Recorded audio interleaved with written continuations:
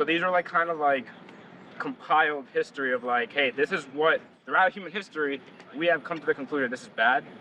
So that relative like, hey, what I'm doing is good doesn't stand anymore because now you have a framework, you know. And there are a lot. It's called cultural arrogance. I'm an arrogant twit if I look at Hitler and say, oh, that was evil.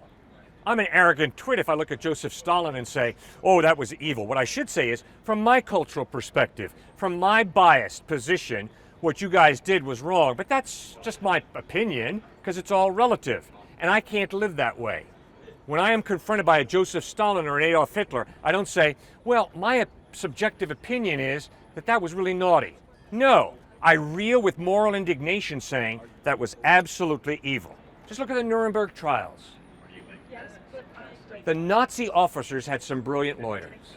And the lawyers said, whoa, whoa, whoa, time out. Who do you Americans think you are, and Europeans, judging Nazis? Don't you realize the Nazi officers were just doing what their superiors told them to do?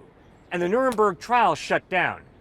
Until Robert Jackson, the American counsel, stood up and said, wait a second, there is a law above the law of culture. And according to this law, it makes judgments on people gassing Jews. It's absolutely wrong. What do you think Dr. Martin Luther King wrote in the letter to the Birmingham jail? He wrote, I understand. The great state of Alabama has said segregation is good. But guess what, guys? There is a law above the law of the great state of Alabama. And according to this law, segregation is evil. Well, what was King referring to? Obviously, he was referring to the law of God and saying, guess what? If a racist state of Alabama supports segregation, that doesn't make it right. I don't care how much of the culture accepts it. But if there is no God, ma'am, there is nobody above the great state of Alabama. And it's all relative. But Dr. Martin Luther King understood rubbish.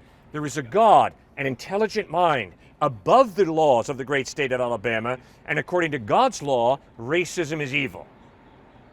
Does that make any sense?